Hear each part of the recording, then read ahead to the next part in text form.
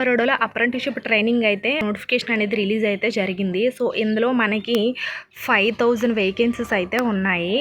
ఎవరైతే graduation complete చేసిన వాళ్ళు ఉంటారో వాళ్ళు ప్రతి ఒక్కరు కూడా దీనికైతే అప్లై అనేది చేసుకోవచ్చు. బోత్ క్యాండిడేట్స్ మేల్ అయినా, ఫీమేల్ అయినా ఎవరైనా సరే అప్లై అనేది చేసుకోవచ్చు. ఎనీ స్టేట్ వాళ్ళైనా, ప్రతి డిస్ట్రిక్ట్ వాళ్ళైనా సరే అప్లై అనేది చేసుకోవచ్చు. సో, అప్రెంటిస్‌షిప్ అనేది చాలా యూస్‌ఫుల్ అనేది అవుతుంది. సో, ట్రైనింగ్ అయిన తర్వాత మీకు జాబ్ వచ్చే ఛాన్సెస్ కూడా ఉంటుంది. కాబట్టి ప్రతి ఒక్కరు కూడా అప్లై అనేది చేయండి. మీకు ఏమైనా డౌట్స్ ఉంటే కామెంట్ అనేది చేయండి, రిప్లై అనేది ఇస్తాము. అండ్ నెక్స్ట్ మన ఛానల్ ఎవరైనా ఫస్ట్ టైం చూసినట్లయితే వీడియోని లైక్ చేయండి, షేర్ చేయండి, సబ్స్క్రైబ్ అనేది చేసుకోండి. మన ఛానల్లో అన్ని జెన్యూన్గా జాబ్ అప్డేట్స్ అనేది ఇస్తాం కాబట్టి మీకు యూజ్ ఉంది అనుకుంటేనే సబ్స్క్రైబ్ అనేది చేయండి. డిస్క్రిప్షన్లో మన టెలిగ్రామ్, వాట్సాప్ ఛానల్ లింక్స్ ఇచ్చాము, ఫాలో అయితే అవ్వండి. ఇప్పుడు మనం వీడియోలోకి అయితే వెళ్ళిపోదాం. సో ఫస్ట్ ఇక్కడైతే చూసేయండి, వీళ్ళు ఏమి ఇచ్చారు మనకి. Engagement of the apprenticeship of bank of Baroda under the apprenticeship act 1961 అయితే ఇచ్చారు కదా. Bank of Baroda invites online applications from Indian citizens for engagement as a apprenticeship under at the apprenticeship act 1961 అయితే ఇచ్చారు కదా. సో ఇండియన్ సిటిజన్స్ ఎవరైనా సరే ఈ apprenticeship ట్రైనింగ్కి అప్లై అనేది చేసుకోవచ్చంట. కాబట్టి మీరు ఇంట్రెస్ట్ ఉంది అనుకుంటే అప్లై అనేది చేసుకోండి. ఇక్కడ డేట్స్ అనేది ఇచ్చారు. స్టార్టింగ్ డేట్ ఎప్పుడు మనకి ఆల్రెడీ స్టార్ట్ అయ్యింది May 19th. Last ending date ఎప్పుడు జూన్ 8th మనకి లాస్ట్ డేట్. సో మినిమం మనకి ఏంటంటే ఈ 15 days అనేది టైం ఇచ్చారు కాబట్టి ఈ 15 daysలో మీరు ఎప్పుడైనా సరే ఆన్లైన్లోనే రిజిస్ట్రేషన్ అనేది చేసుకోవాలి, ఆన్లైన్లోనే అప్లై అనేది చేసుకోవాలి. ఆఫ్లైన్ అంతా లేదు, ఈ ప్రాసెస్ అంతా ఆన్లైన్లోనే అప్లై చేసుకోవాలి. కాబట్టి అప్లై అనేది చెయ్యండి. అండ్ నెక్స్ట్ చూసుకునేసరికి ఇక్కడ ఎలిజిబిలిటీ క్రైటీరియా అనేది ఇచ్చారు.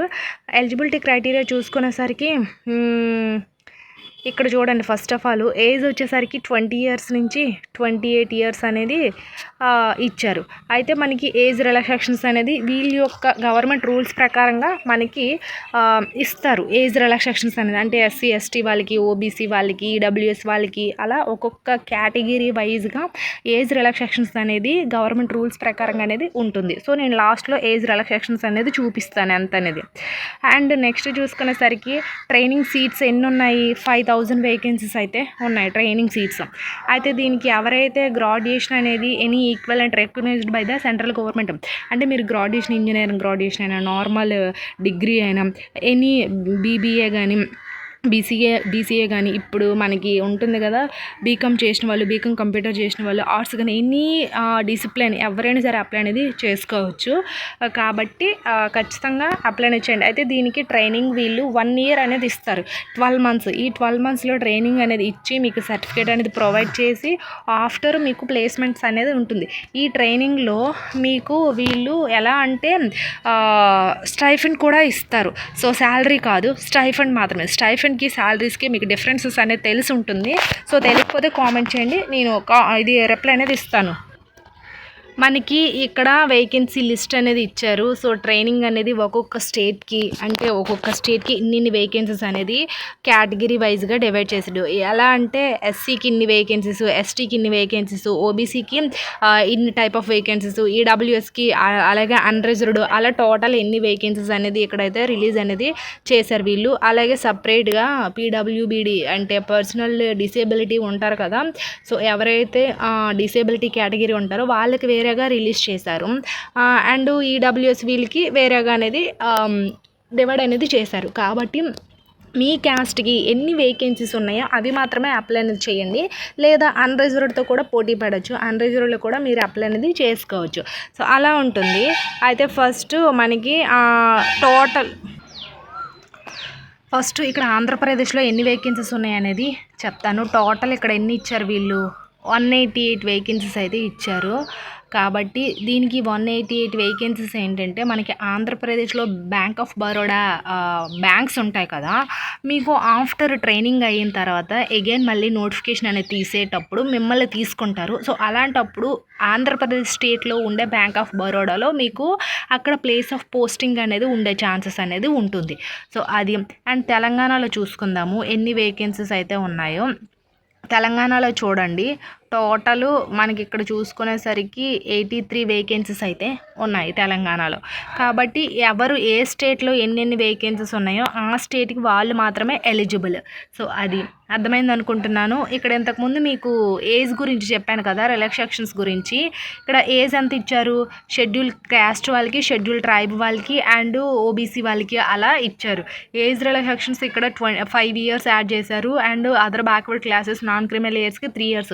అంటే ఇప్పుడు ఎస్సీ ఎస్టీ వాళ్ళు ఎంత 33 years వరకు కూడా అప్లై చేసుకోవచ్చు. అదే ఓబీసీ వాళ్ళు అనుకోండి 31 years వరకు అప్లై చేసుకోవచ్చు. సో అలా అయితే ఇక్కడ ఇచ్చారు. అదే పీడబ్ల్యూబీడి వాళ్ళకి ఇంకా 5 years అలా ఇచ్చారు. ఎక్కువ వాళ్ళకి ఏజ్ రిలాక్సేషన్స్ అనేది ఉంటుంది.